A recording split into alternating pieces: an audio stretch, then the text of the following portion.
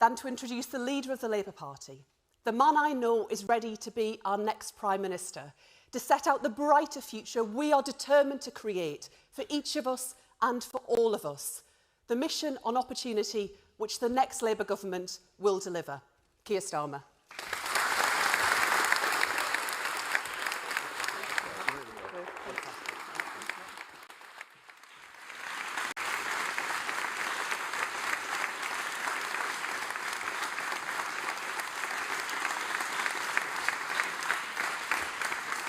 Thank you, Bridget. Thank you for those words. Thank you for everything that you've done on this mission, which is so important to you personally. Thank you. And thank you to Mid-Kent College for hosting us, for being here. And, yeah.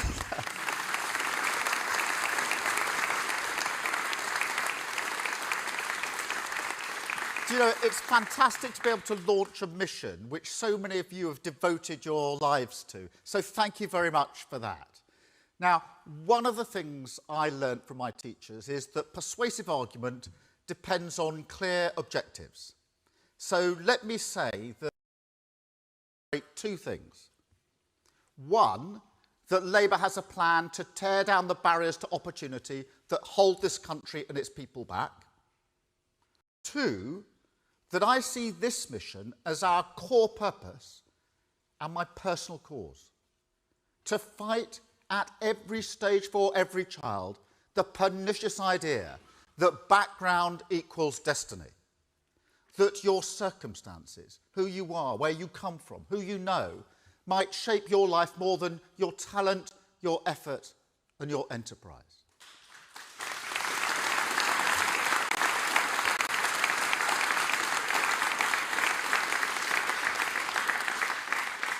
No, breaking that link, that's what Labour is for. I've always felt that. And it runs very deep for me. I grew up in a small town in southern England. We had a semi-detached house, pebble-dashed, as I think I may have mentioned previously, with mum, dad, 4 kids, 4 dogs, and a blue Ford Cortina outside. This was the 1970s. And I'm not pleading poverty, not at all. But that's just how life was. But I do look back now and think I've been on a journey. To go from an ordinary working class background to leading the Crown Prosecution Service and now the Labour Party, I feel both privileged and proud. But over the last year or so, I've been thinking more and more about it. Because there's more than a touch of the 1970s about our economic situation right now.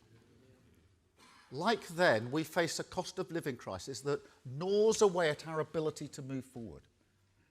So I think about what it felt like to get on during that period. About the fact I did see plenty of people from my background go on to achieve their aspirations. And I don't think I'm being too sentimental to say I grew up surrounded by hope. We took it for granted. A sense that enterprise, hard work and imagination would be rewarded in Britain. That even in tough times this would see us through. That things would get better for families like ours. Now, my parents didn't just believe this. It comforted them. It's what everyone wants for their family. More than a British value.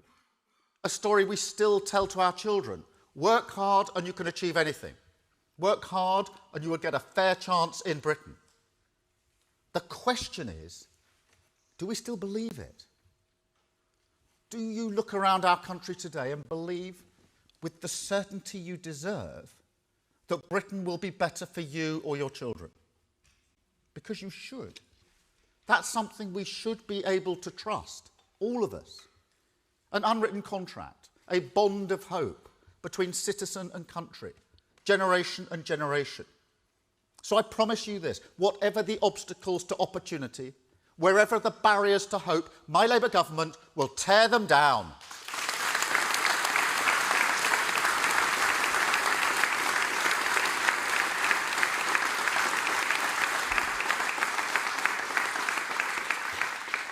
And as with all our missions, we'll do so spurred on by clear and measurable goals.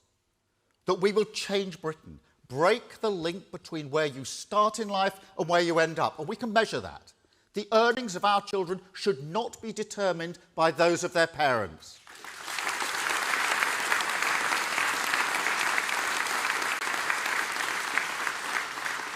And make no mistake, from where we are now, that's an ambitious target.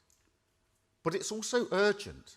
This is the world of artificial intelligence, of technologies that stretch the boundaries of our imagination. We've got to meet that with an open mind, turn our gaze towards our children's future, and make sure we're preparing them for life and work in their Britain. As I said in Leith recently, can come to our shores, but the rest of the world is pushing forward as well. The race for the future is unforgiving, so we've got to move fast. Must unlock the potential that is in every community, grow the talents of every child. And this means we've got to get to the bottom of a challenge with a long history. The roots of this are deep. In part, it's about security, and especially the diminishing access to affordable homes. When I think back to the 1970s, to the cost of living crisis we faced then, that Pebble Dash semi my parents owned, that was my springboard, the secure foundation that gave us stability as the world beyond our front door became more uncertain. It's about community as well. For a long time now, too many people have had to leave theirs to find success, had to get out to get on. And when talented young people start to leave a town, it becomes hard to break free from that dynamic. It's a vicious cycle. It leads to communities, far too many in this country, where the only jobs on offer are low paid and insecure. And insecurity is the enemy of opportunity. It places barriers. Not just economic barriers. Reinstate your pledge for 28 billion per year. I gave on the mission on green power. We did that last one. We've done that one. Will you just? We are on the side of economic growth. Will you just let me please get on with this? Thank you very much. Stop making U-turns here. We have already. Will you just let me finish this, and I'll come and talk to you about it? Thank you very much. We've tried to speak to you about it, but you haven't replied to us, Keir. Look, we need a Green New Deal right now. Look, and you keep making my U-turns last speech here. was about this. Will you please? There's lots of people who want to hear this. Please don't drown them out. Please don't drown them out. Thank you very much. Thank you very much. Thank you very much. Thank you. Thank you very much. Thank you. Thank you very much. Right now. I think they may have missed the fact that the last mission I launched was on clean power by 2030, which is the single most effective way to get the green future that they and many others want.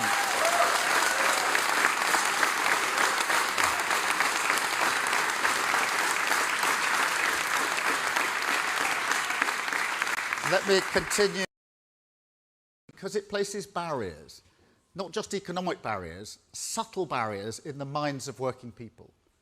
Chips away at the stability of family life, the reservoirs of confidence that people from less privileged backgrounds need to get on. And I'm sorry to say it, but that's what the cost of living crisis is doing right now, what the Tory mortgage bombshell is doing, what the total collapse of house building is doing.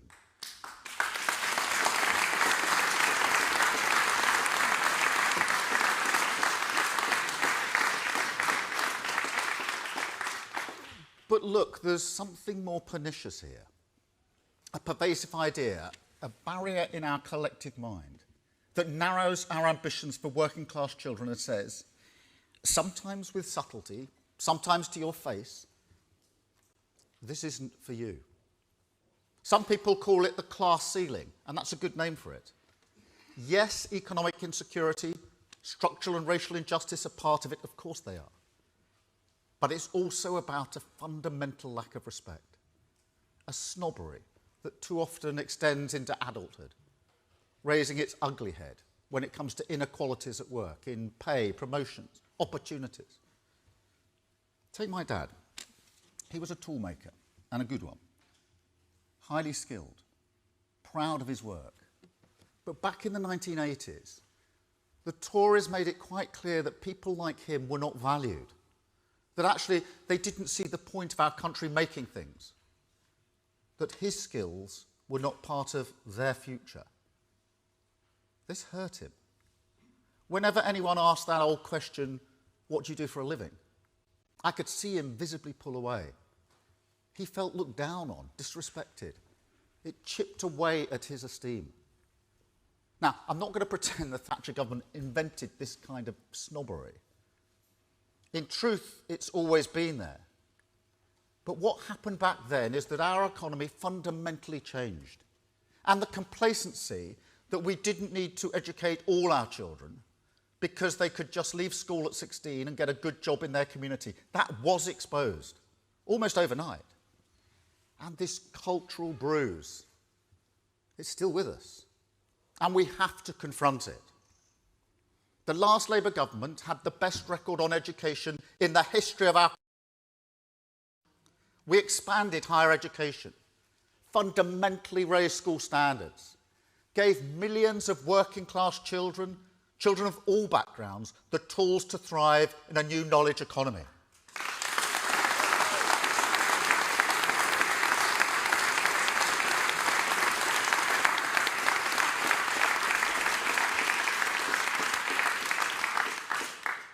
But honestly, we didn't tackle this. Didn't eradicate the snobbery that looks down on vocational education, didn't drain the well of disrespect that creates and that cost us, because when economic success began to cluster in fewer communities, when the penalty of not going to university became more severe, that left us without a response, chasing the future, unable to prepare all our children for work and life in their Britain. So, these are the two fundamental questions we must now ask of our education system. Are we keeping pace with the future, preparing all our children to face it? And are we prepared to confront the toxic divides that maintain the class ceiling? Hold them in your mind, because if they were a rumble of concern 13 years ago, they're a deafening roar now. Rishi Sunak has given up on education reform. He's not interested in our children's future. And if you think that's unfair, then let me remind you what happened during the pandemic when he, as Chancellor, cancelled the National Recovery Plan. After our children, and working class children in particular, gave up so much for the greater good. The Tory party to turn around afterwards and repay their sacrifice with nothing. To sit there twiddling their thumbs as teachers leave in their droves, school buildings start to crumble, and absenteeism goes through the roof. That's shameful.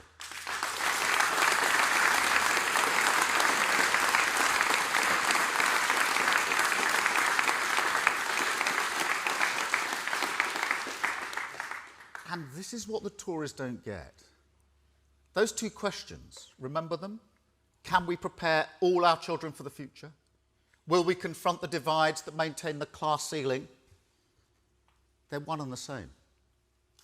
I'm serious. The sheep and goats mentality that's always been there in English education, the academic for my kids, vocational for your kids snobbery, has no place in modern society. No connection to the jobs of the future. No. For our children to succeed, they need to be grounded in both, need knowledge and skills, practical problem solving and academic rigour, curiosity and a love of learning. That's always been critical.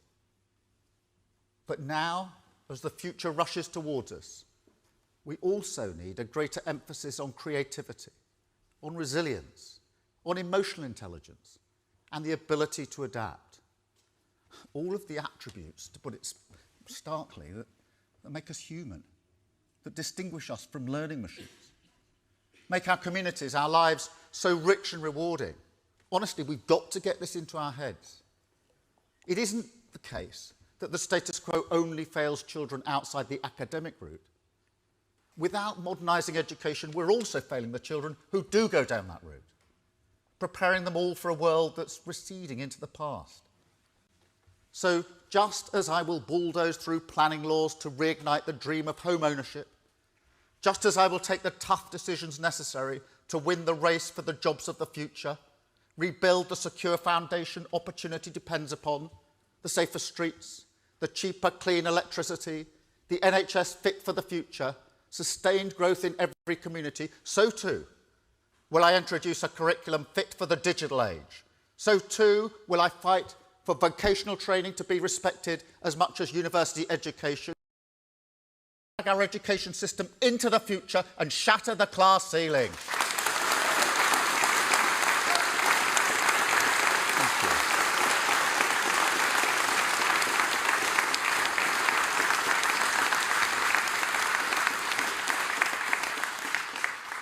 So let me set out 5 areas where a reformed education system can be the game changer. 5 barriers that, taken together, we must tear down to prepare our children for the future. Barrier 1, the insecurity that right now is destabilising family life. Our response, part of the strong foundation our children need to get on, most of all in the early years, which we all know from all the evidence are so crucial to lifelong flourishing. Let me tell you about OSOB. This is a constituent of mine from Camden. OSOB started attending Children's Centre when her son was 18 months old. At the time, she was sleeping on her mum's floor, suffering from depression and poverty. Now, thanks to the work of that Children's Centre, kept open by a Labour council, she's managed to get on her feet, a flat of her own, tailored support for her son, now diagnosed with autism, on his language development, and a place for him at the nursery. OSOB is a parent's champion in our community now. A life turned around. But now, after the wreckage of the past 13 years, her story is becoming rarer and rarer. Now, I won't mince my words. Rebuilding these services is going to be difficult. But we can start that journey with a clear target: to boost child development with 500,000 more children hitting their early language targets by 2030.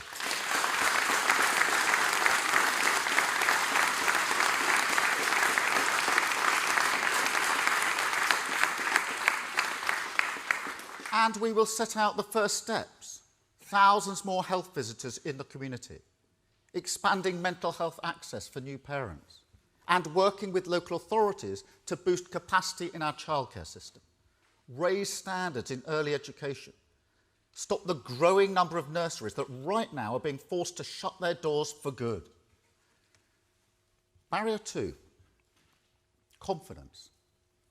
It sounds simple, but all the teachers here will know just how important it is. In every class there are kids who have so much ability and talent, but who struggle to find within themselves the confidence to express it, the belief that their ideas matter, the voice to speak up.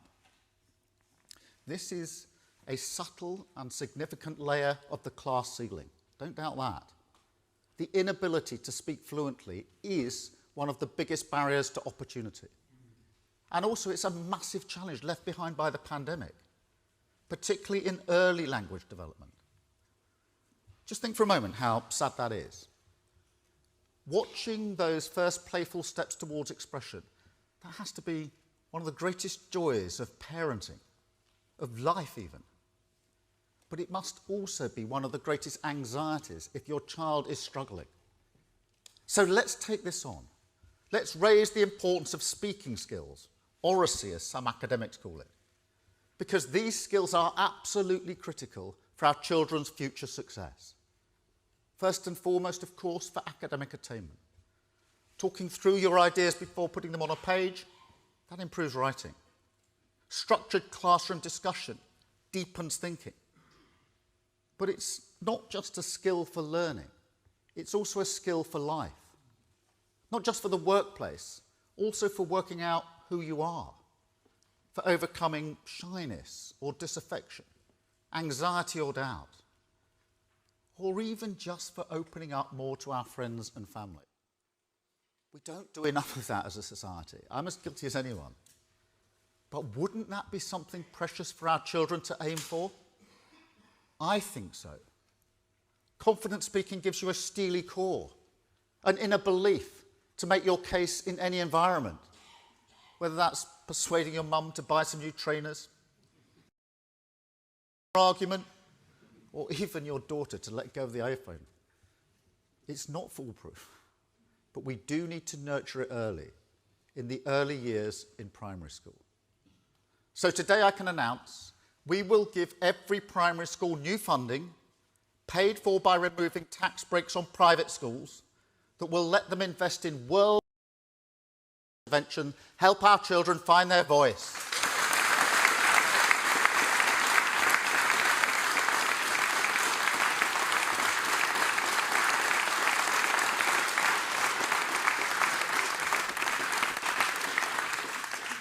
Barrier 3, an outdated curriculum.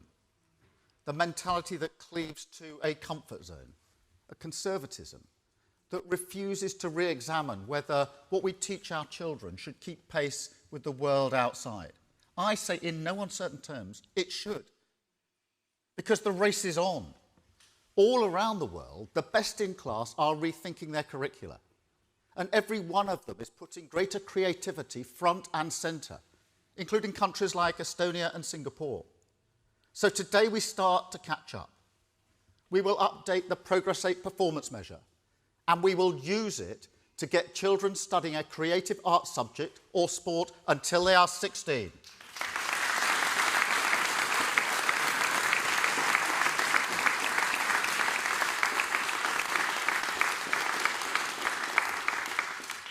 But we will also go further.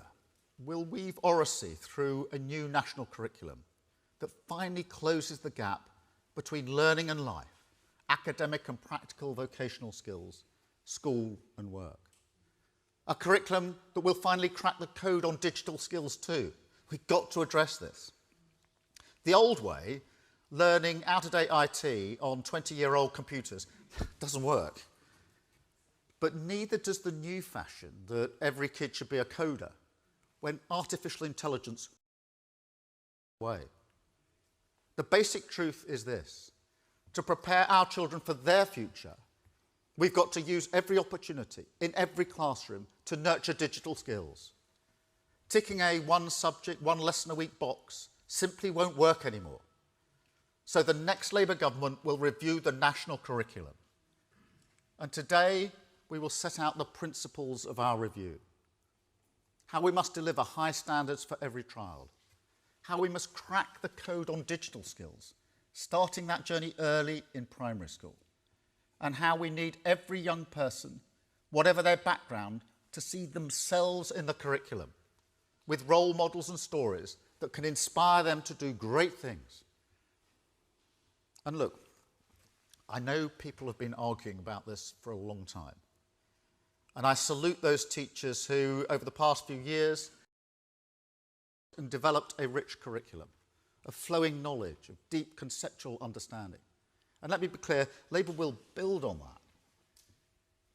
But this debate about the relative importance of knowledge and skills, people outside the education world are baffled by it.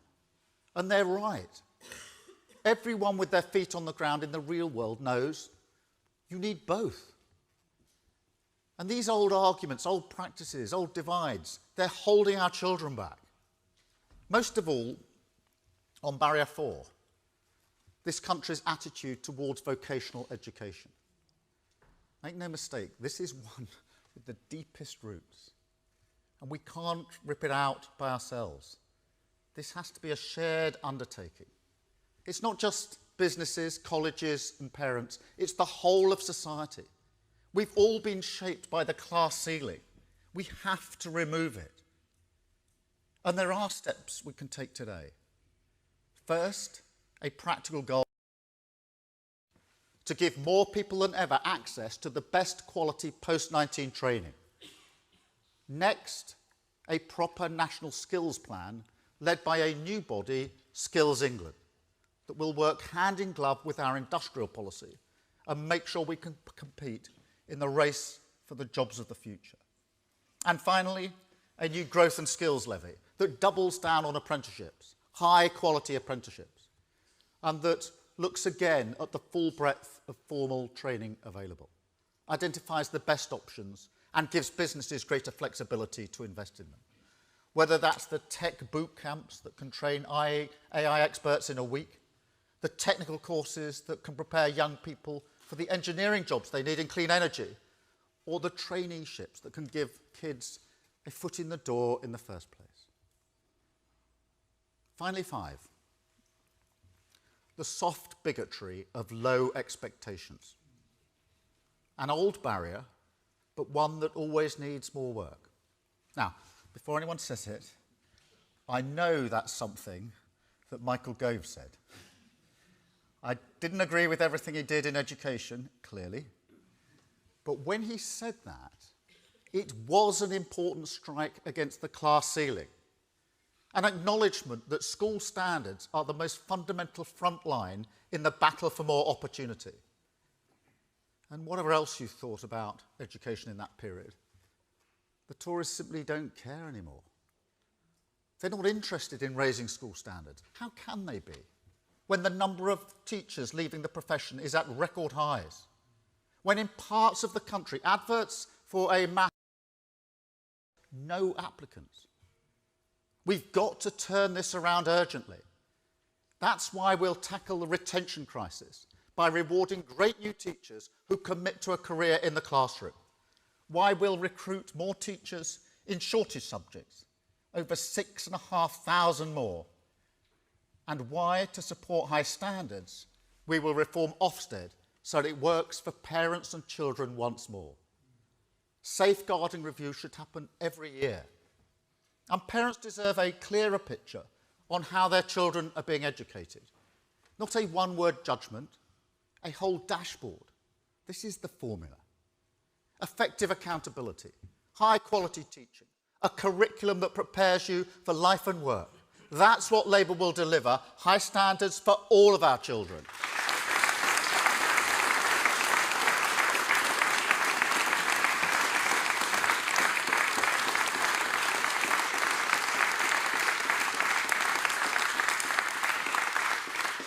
So, 5 barriers we can tear down. A new plan for a new future. The road to respect and shattering the class ceiling. You know, in Somerstown, in my constituency, one of the poorest areas in London, kids can look out of their window down at King's Cross and Granary Square and see out there a glittering world of opportunity. Construction everywhere, global technology firms, a whole new city being built just a mile away, but one that can feel so distant to them, almost another world. I want them to imagine themselves there, and for that to feel natural, whatever their race, whatever their background, to think they belong, that success belongs to them, that in this country your circumstances don't hold you back. You don't have to change who you are just to get on.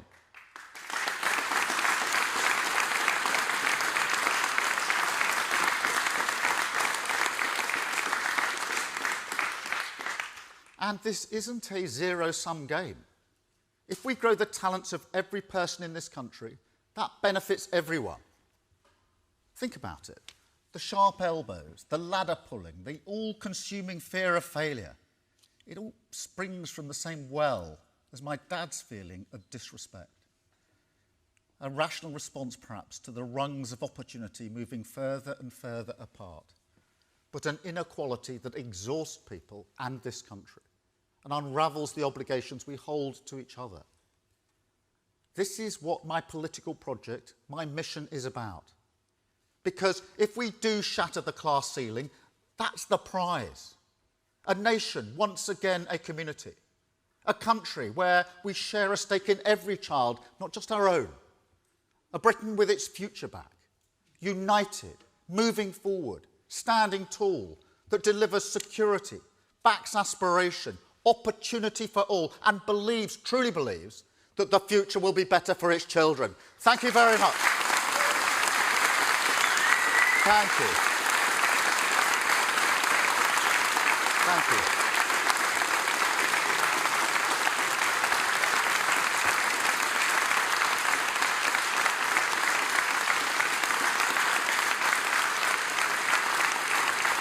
Thank you.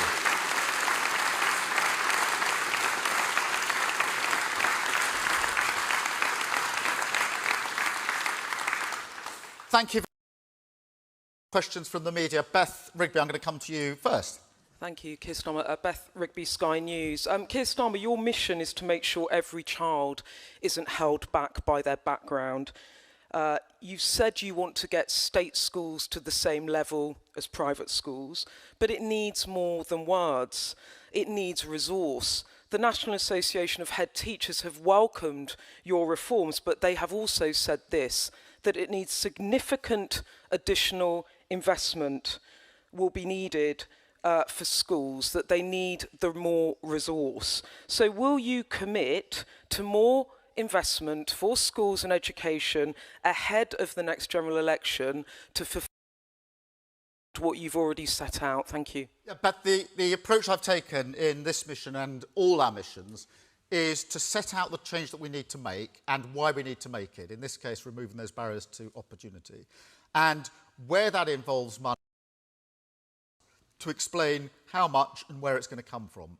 And obviously that getting rid of the tax breaks for private schools, the VAT, does yield over £1 billion, and that we will use for the jobs and for the initiatives we set out, including recruiting 6,500 new teachers, including the retention payment for existing teachers, and to create the framework in which they're better respected. So that's the approach we've taken. On the broader question of funding, what I would say is, look, a Labour government always takes education seriously. It is now possible to compare these 13 years with the 13 years under a Labour government, and you can see the difference, the emphasis on education and the quality of education. That's why I said what I did about the last Labour government. Obviously, as we get closer to an election, we will send out in even greater detail our funding.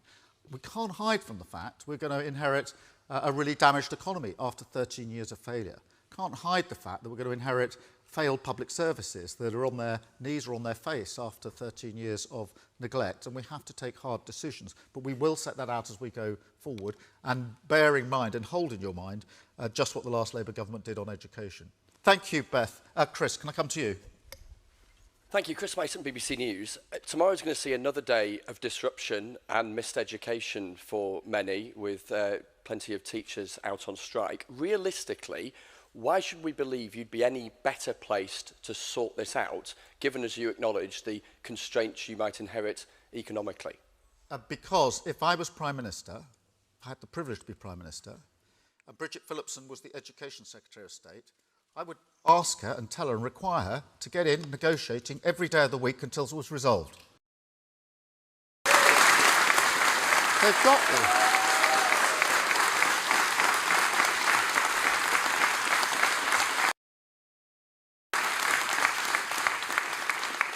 Children not being able to school is damaging. Everybody knows that. Teachers know it. Nobody wants this industrial action. We have to resolve it. The government's got a report, a recommendation. It's sitting on it, doing nothing. And in the meantime, it's not having the negotiations. So get in the room, negotiate and sort this out and get our schools back working. Thank you, Chris.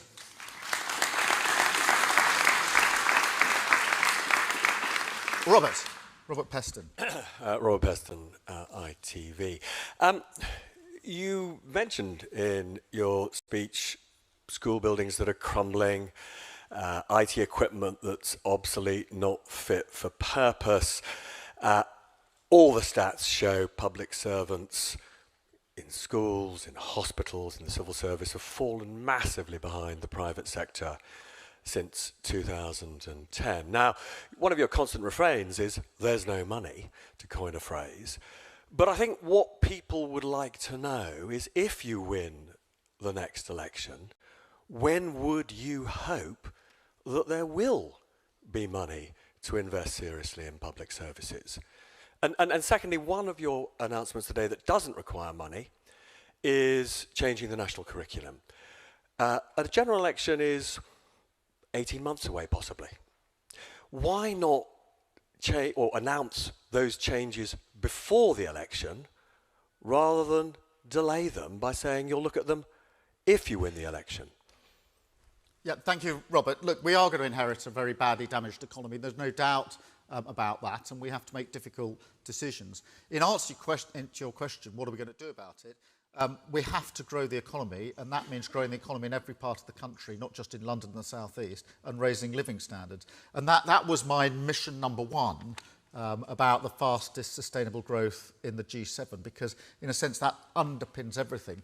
And the other missions are all ladder up to that central mission, because if we had grown the economy in the last 13 years, as well as we did under the last Labour government, we would have tens of billions of pounds to spend on our public services, on education, without making any alterations to tax. So that has to be the central driving force.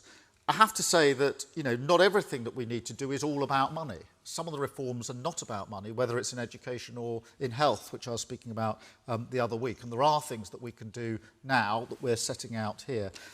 On the curriculum, look, what we want, we're determined to do this review and to change our curriculum. We need to do that in a thoughtful way, in a way that brings the country with it. This isn't the sort of thing that you should do for 2 or 3 years and then change back 2 or 3 years later. It's got to be part of a national debate, a consensus about where we go next. I think the case for change is compelling.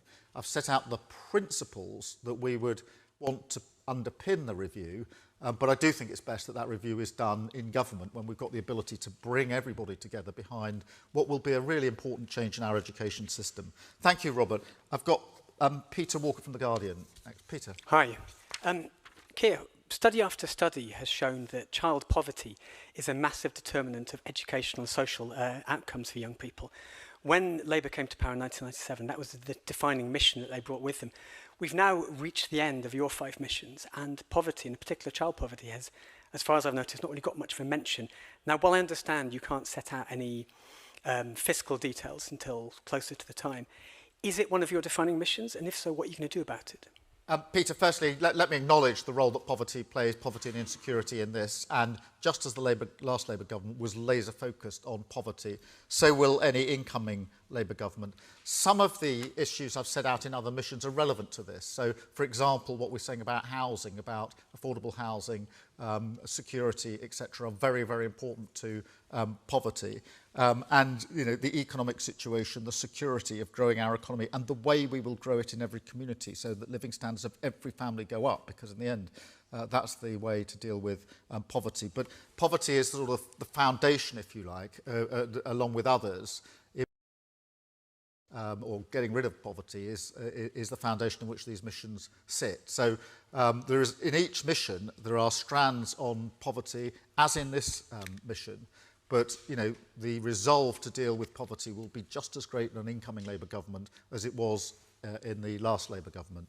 Thank you, Peter. Lizzie from the Mirror. Hi, Keir. Lizzie Buckham from the Daily Mirror. The Labour government in Wales, Andy Burnham, Sadiq Khan, the teaching unions, and a recent poll showed 89% of Labour members support expanding free school meals to primary school children as a tool to boost attainment and ensure kids don't go hungry. Why won't you consider it? Lizzie, thank you. I mean, this is a healthy debate in the country and in the Labour Party, and obviously a number of councils and in Wales and mayors have committed to it. We've taken a different route, which is clubs and other structured support, rather than go down that route. Of course, we want to move forward, but we are constrained by the economics, and we are constrained also by this question of whether that is the best targeting of the resources that we've got. But we've gone down the route of breakfast clubs, but other councils and Wales have gone down a different route. And it's a debate we should welcome as an ongoing debate about what's the best way here to move forward. Thank you, Lizzie. I've got Harriet from the Daily Mail. Harriet Line, the Daily Mail. You've spoken today about the cost of living pressures facing families across the country. Do you agree, as your candidate in Uxbridge says, that now is not the right time to expand ULEZ? Thank you very much for that. Danny Bills is our candidate in Uxbridge, very good candidate too. And he is rightly raising concern on behalf of what he hopes will be his constituents in relation to ULEZ because we all understand the impact it has financially. I think it's important when we have this discussion to properly recognise the context. There is a legal requirement to deal with air pollution. So it's not just a political choice that is made in the abstract. It's got to be, and that's why the first ULEZ was introduced by a Tory mayor. So, you know, for the purposes of the by-elections, it's being used as a party political tool. But actually, the legal framing of it is there in legislation, which nobody can escape. And the first to put a ULEZ scheme in place were actually a Tory administration. But Danny Bills is right to say what he said in sticking up for what he hopes will be his constituents. Thank you, Harriet. I've got Steph from the Daily Express. Thank you. Steph Sparrow from the Daily Express. There are concerns that gender-neutral toilets in schools increase the risk of girls being harmed. Do you believe schools must have single-sex toilets? And then, if I may, would secondary schools need to inform parents when a child questions their gender identity under a Labour government? Thank you. I think this should be subject to guidance, and we've been calling for guidance for a very, very long time. We called for the government to put guidance in place a year ago, more than a year ago, and they still haven't done so. So I urge them to get on with that guidance. We can then all look at it and debate it against what the guidance is. And, you know, I say to the government yet again, bring that guidance forward, let us look at it, let us have a debate about it, and then with a bit of luck we can move forward in a way which puts protection and well-being of children at its heart and not political point scoring. Thank you very much.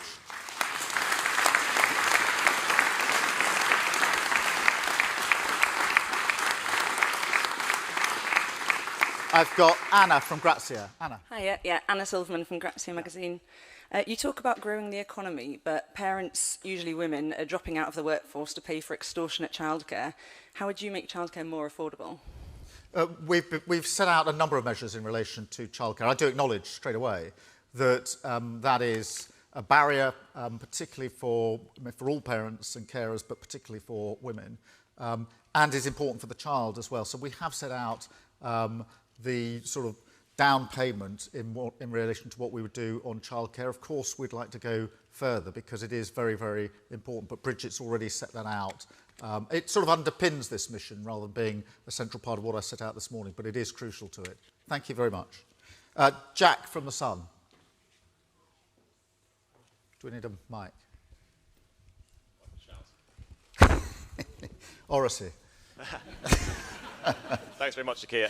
Jack Elson from The Sun. Recently, your shadow work and pension secretary called the two-child benefit cap heinous and suggested that Labour would scrap it. Can you confirm if that is Labour's policy? And secondly, earlier, you railed against the arrogance of groups like Just Stop Oil.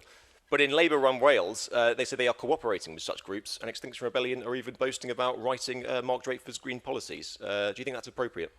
Look, in relation to the benefit cap, obviously that isn't our policy, and if it changes, I'll let you know. On Just Stop Oil, I mean, I just think they need to just stop. They're in, you know, particularly this last week, they've been interrupting iconic sporting events, causing massive disruption. There's a huge arrogance involved, that they're the only people that understand the argument. Their tactics, the only tactics going to win.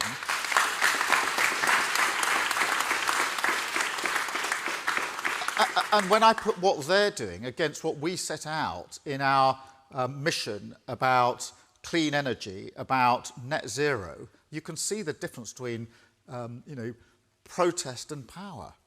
The gluing yourself, interrupting, interfering with other people's lives in this arrogant way, compared with the actual change we can bring about, which is, with a Labour government absolutely committed to clean power by 2030. Thank you very much. I've got Dominic from the Telegraph. Thanks, Keir. Dominic Penner here on the Telegraph. In January, Labour pledged to put the money for charitable status for private schools. You pledged that you'd spend that on 6,500 new staff. Today, you're spending it on various other bits in schools. Earlier this week, you said you would spend it on sort of golden hellos to teachers, 2,500 per teacher. Are you just spending the same money 3 times? And further to your U-turn on green energy, the latest in a line of Labour U-turns, how can voters trust you any more than the protesters earlier? Well, look, firstly, on the money, by abolishing the tax break for private schools, that yields over £1 billion.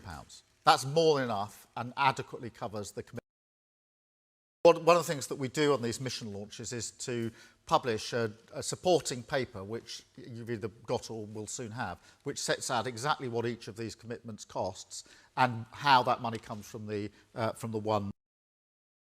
On the question of green power, there's no U-turn at all. We haven't backed down. We've doubled down.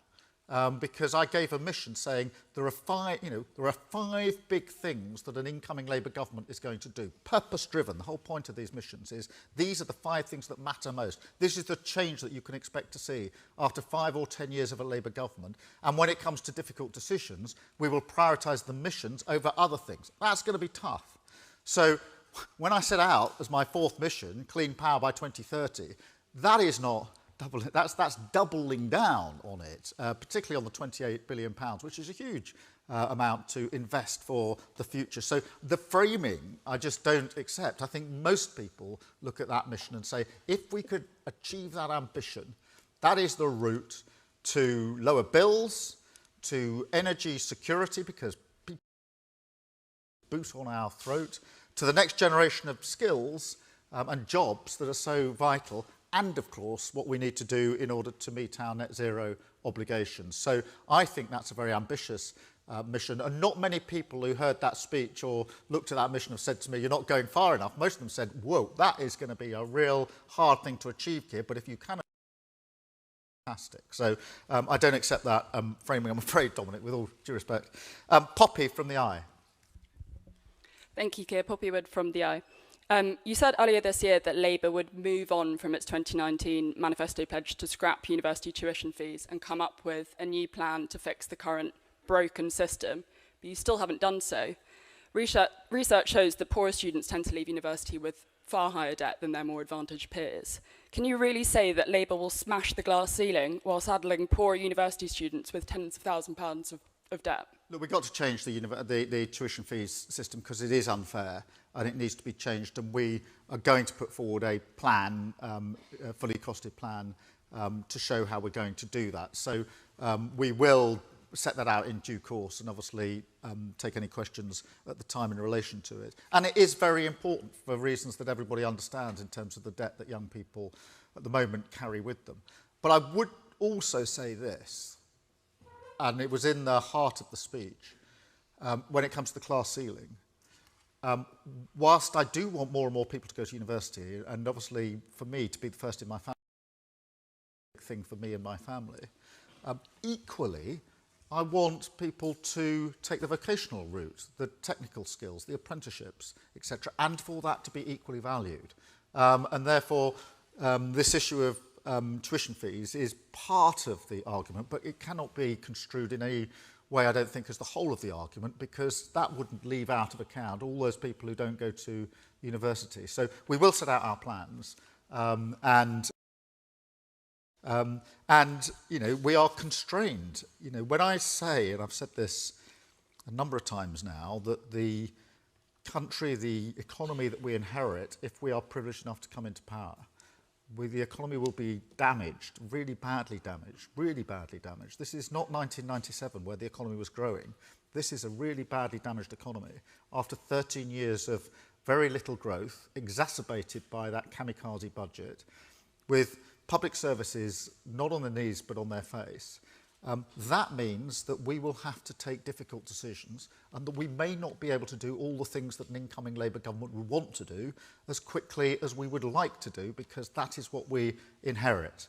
But what I'm setting out is the basis on which we will take our country forward, and the change that, you know, people can expect to see after 5 years. And the idea of mission is this sense of driving purpose, so we don't get knocked off course, so that we can measure against it, and so that we can take priorities and decisions about priorities in a consistent and coherent way. And frankly, if we'd had anything like the strategy and certainty that I'm setting out now in the last utter mess that we're in, and we're going round and round in circles, chopping and changing, complete failure.